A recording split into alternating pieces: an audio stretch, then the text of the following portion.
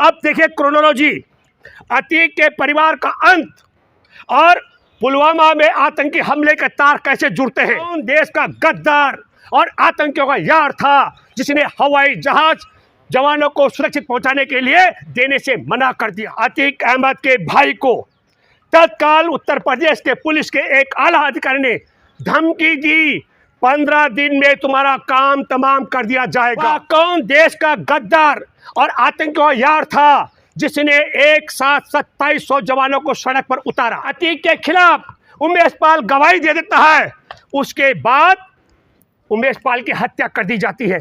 गवाही के बाद हत्या का औचित्य, जंगल में वो शूटिंग कर रहे थे, वहां पर उनका मोबाइल काम नहीं कर रहा था। ये प्रधानमंत्री ने कहा।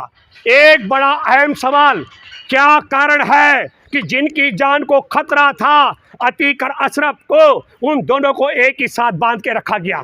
खुफिया एजेंसी की रिपोर्ट को खारिज करके, हवाई जहाज की मांग को नकार करके, प्रधानमंत्री को जंगल भिजवा करके 40 जवानों की हत्या जो करवाई थी, उसकी पोल खोल सत्यपाल मलिक ने की। इस पूरे मामले से ध्यान भटकाने के लिए बलि का बकरा बनाया गया अतीक अहमद के परिवार को, यह मैं दावे के साथ कह सकता हूं। दोस्तों नमस्कार, मैं हूं भूपेंद्र रावत और आज मैं आपके साथ दो अहम मुद्दों पर बात करने वाला हूं।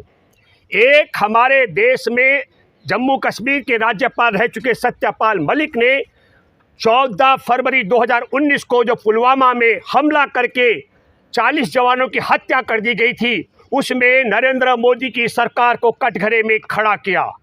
और दूसरा, उत्तर प्रदेश में जहां योगी कह रहे हैं कि यहाँ राज जो है कानून का चलता है, वहां पुलिस की हिरासत में अतीक और उसके भाई की हत्या कर दी गई। और ये पूरी क्रोनोलॉजी क्या क्या है मैं आपको बताना चाहता हूँ।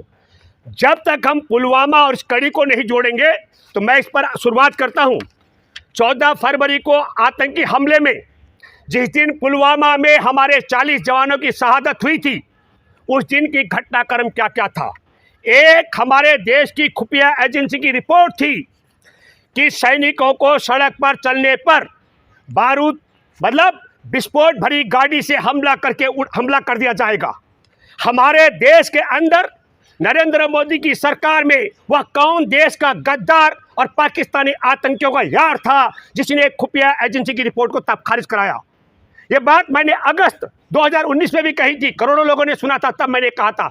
दूसरी महत्वपूर्ण घटना, जिस रोड पर असुरक्षा की बात थी, उस रोड पर जवानों को सुरक्षित पहुंचाने के लिए हवाई जहाज की मांग की गई थी आला अधिकारियों के द्वारा।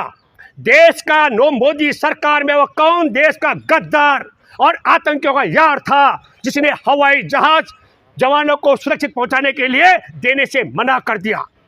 वह कौन देश का गद्दार और आतंकियों का यार था जिसने एक साथ 2700 जवानों को सड़क पर उतारा। वह कौन देश का गद्दार और आतंकियों का यार था जिसने प्रधानमंत्री 26 मई 2014 को जब मोदी बने तब से लेकर आज तक एक दिन वनवास हुआ मोदी को, उस दिन जंगल में वो शूटिंग कर रहे थे, वहां पर उनका मोबाइल काम नहीं कर रहा था। ये प्रधानमंत्री ने कहा। और ये बात जो सवाल हमने तब खड़े किए थे, सत्यपाल मलिक ने यही सवाल करण थापर देश के वरिष्ठ पत्रकार के साथ कहे। अब देखिए क्रोनोलॉजी, अतीक के परिवार का अंत और पुलवामा में आतंकी हमले के तार कैसे जुड़ते हैं। 13 अप्रैल को अतीक के लड़कों का इनकाउंटर होता है और उससे पहले सबसे अहम है 28 मार्च की तारीख। 28 मार्च को सुप्रीम कोर्ट अतीक अहमद की हिफाजत के लिए जो याचिका दायर की गई थी उसके द्वारा सुप्रीम कोर्ट में कि मेरे को खतरा है मारा जाएगा, 28 मार्च को सुप्रीम कोर्ट ने अतीक अहमद की याचिका खारिज कर दी। और जैसे ही सुप्रीम कोर्ट ने याचिका खारिज की, अतीक अहमद के भाई को तत्काल उत्तर प्रदेश के पुलिस के एक आला अधिकारी ने धमकी दी, 15 दिन में तुम्हारा काम तमाम कर दिया जाएगा। और इस धमकी के 15वें दिन ठीक अतीक अहमद के लड़के और एक और का इनकाउंटर होता है। आप गिनती कीजिए 28 मार्च से लेकर के और 13 अप्रैल तक। और 15 दिन क्यों तय किए गए, इस बात का खुलासा करना चाहिए करण थापर को और सत्यपाल मलिक जी को। क्या करना चाहिए, मैं दावे के साथ मैं कह सकता हूं, 14 अप्रैल को जो द वायर के लिए करण थापर ने जो इंटरव्यू जारी किया सत्यपाल मलिक का पुलवामा हमले को लेकर के, ये इंटरव्यू तय करने की तारीख जिस दिन तय की गई थी, ठीक वो सूचना तब उत्तर प्रदेश के योगी आदित्यनाथ की सरकार, पुलिस के आला अधिकारी और मैं दावे के साथ मैं कह सकता हूं कि नरेंद्र मोदी और अमित शाह तक पहुंच चुकी थी। और ठीक उसके बाद आपने देखा होगा, पहले सूत्रों से समाचार होते थे, फिर आपने देखा कि अब तो मारा गया है। मेरी अतीक से कोई सहमति नहीं है, मेरी अतीक के भाई से कोई सहमति नहीं है। मैं ये मानता हूं कि देश के अंदर माफिया राज खत्म होना चाहिए, अतिताई खत्म होना चाहिए, लेकिन जिस तरीके से किया गया इसकी तह तक हमको जाना पड़ेगा।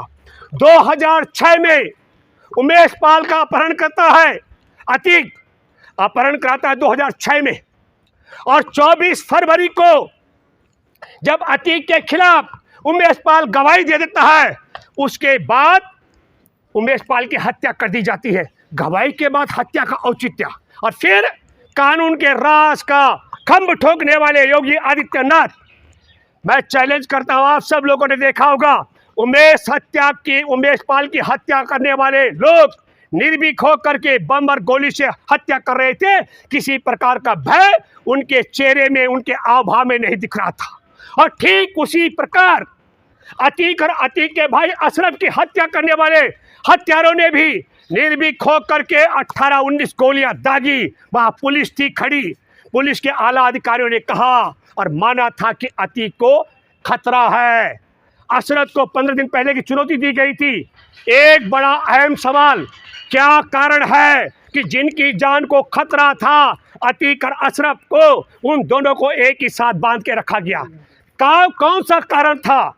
इसलिए मैं ये कहना चाहता हूं, आज अगर सत्यपाल मलिक करण थापर के साथ पुलवामा में किस तरीके से नरेंद्र मोदी की सरकार ने 2019 में चुनाव जीतने के लिए पाकिस्तानी आतंकवादियों के मंसूबों को पूरा करने के लिए खुफिया एजेंसी की रिपोर्ट को खारिज करके, हवाई जहाज की मांग को नकार करके, प्रधानमंत्री को जंगल भिजवा करके 40 जवानों की हत्या जो करवाई थी, उसकी पोल खोल सत्यपाल मलिक ने की। इस पूरे मामले से ध्यान भटकाने के लिए बलि का बकरा बनाया गया अतीक अहमद के परिवार को, यह मैं दावे के साथ कह सकता हूं।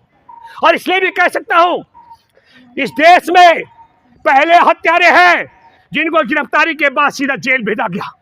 उनको तत्काल रिमांड पर लेकर पूछना चाहिए था।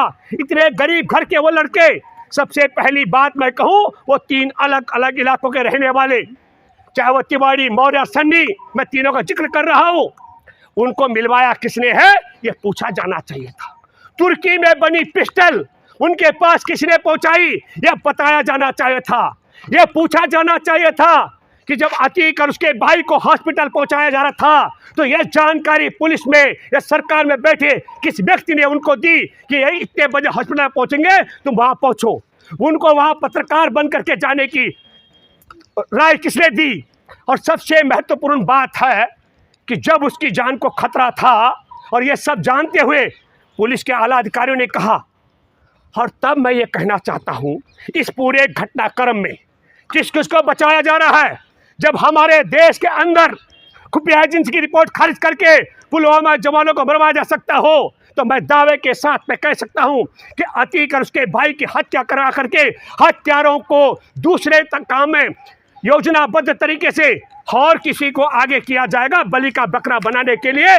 तो योगी सरकार जानबूझ करके उनको रिमांड पर इसलिए नहीं दिलाया पुलिस के पास, ताकि हथियार सप्लायर कौन है उसकी पोल खोल खुलती, उन तीनों को किसने मिलवाया उसकी पोल खोल खुलती, तुर्की से पिस्टल कैसे आई उसकी पोल खोल खुलती, इन लोगों को निर्भीक होकर हत्या करने का किसने कहा इसकी पोल खोल खुलती, हत्या के बाद वो निर्भीक होकर हाथ खड़े करके वहीं भागने का प्रयास नहीं करते, इसकी ट्रेनिंग उनको किसने दी? इन सारी चीज़ों की पोल खोल होनी थी। और तब मैं ये कहना चाहता हूँ, आपको बताता हूँ, एक उत्तर प्रदेश में चूहा मारा गया, चूहा, मैं बदायूं का जिक्र कर रहा हूँ, और एक चूहा पशु प्रेमी ने एक कुम्हार के जो बर्तन होते हैं मिट्टी के उनको नुकसान पहुंचाता था, वो चूहा, उसने क्या किया, उस चूहे की पूंछ पे पत्थर बांध के नाले में डाल दिया। और नाले में डाल के वो चूहा मर रहा था। एक पशु प्रेमी विकेंद्र शर्मा उसका नाम है, उसने मुकदमा दर्ज कराया। मैं नवंबर 2022 का जिक्र कर रहा हूं और आज 23 की बात है। 30 पेज का आरोप पत्र तय किया उत्तर प्रदेश की पुलिस ने। यह खासियत है हमारे देश के संविधान और लोकतंत्र की कि चूहा जो नुकसान कर रहा था कुम्हार के बर्तनों का, उस चूहे की हत्या करने वाले के खिलाफ भी, उस चूहे को मारने वाले के खिलाफ भी कानून कार्रवाई होती है। और हमारे देश में सुप्रीम कोर्ट का दरवाजा खटखटाया। अतीक अहमद ने कहा ये मुझे मरवा देंगे। सुप्रीम कोर्ट ने 1 मार्च से लेकर के 28 मार्च तक कहा, उसको दबा के रखा और 28 मार्च को कहा ये मामला तो राज्य का है। तब मैं ये कहना चाहता हूं, अगर जांच पड़ताल हो इस देश में चूहे की हत्या की, तो पुलवामा में हमारे 40 जवानों की हत्या क्यों की गई? कौन देश का गद्दार था जिसने खुफिया एजेंसी की रिपोर्ट खारिज की? उसके खिलाफ जांच क्यों नहीं होनी चाहिए? 40 जवानों को मरवाने वाले के खिलाफ जांच क्यों नहीं होनी चाहिए? IDX कहां से आया? इसकी जांच क्यों नहीं होनी चाहिए? मोदी को बनवास किसने किया उस दिन? इसकी जांच क्यों नहीं होनी चाहिए? और जहाज क्यों नहीं दिए जवानों को जिंदा ले आने के लिए? ये जहाज न देने वाले की जांच क्यों नहीं होनी चाहिए? और फिर इसी तरीके से तो माफिया डॉन अतीक और उसके भाई की पुलिस की हिरासत में एक ही जगह साथ बांधकर हत्यारों से उसकी हत्या क्यों करवाई गई? इसकी जांच क्यों नहीं होनी चाहिए? तो मेरे देशवासियों, हमारा देश में लोकतंत्र कहा जा रहा है। हमारे देश में उत्तर प्रदेश खंभ ठोक रहा है कि ताकत है। 13-12 साल की बच्ची, मैं उन्नाव का जिक्र कर रहा हूँ, गैंग रेप किया योगी के राज में। तो और अब 8 महीने की बच्ची, 13 साल की हो गई अब आज की तारीख में, 13 साल की बच्ची, वो बलात्कारी बाहर आए योगी के राज में जमानत पर और बच्ची का घर जला दिया। वो जो बच्चा पैदा हुआ उस 12 साल की बच्ची के कोख से उसको जिंदा जलाने का प्रयास किया। और ये जो कह रहा है हमारे देश में कानून का राज है, जहां आपके सामने हाथरस की बेटी के शव को ठिकाना लगा दिया गया हो। मैं उसी की बात करूंगा, वही उन्नाव की, जहां कुलदीप सेंगर को बचाने के लिए क्या क्या नहीं किया गया। फिर मैं आपसे कहना चाहता हूं, जिस प्रकार चूहे की जांच हत्या का मामला चल रहा है, उसी प्रकार हमारे देश में आप सबों से अपील करता हूं, देश के गद्दार मोदी सरकार के खिलाफ और आतंकवादियों का साथ देने वाले और हमारे जवानों की शहादत के लिए जिम्मेदार 40 जवानों की हत्या का मुकदमे की जाँच क्यों नहीं चलनी चाहिए? और अतीक अहमद और अशरफ को पुलिस हिरासत में मरवाने के मामले की जांच क्यों नहीं होनी चाहिए? और सुप्रीम कोर्ट में बैठे जज जिन्होंने 28 दिन तक इस मामले को दबा के रखा, उन्हें एक अपील करता हूं, ये भी तुम्हारे लाज का सवाल है, स्वतः संज्ञान लेकर के अपराधियों को जेल तक पहुंचाने की व्यवस्था करें। धन्यवाद।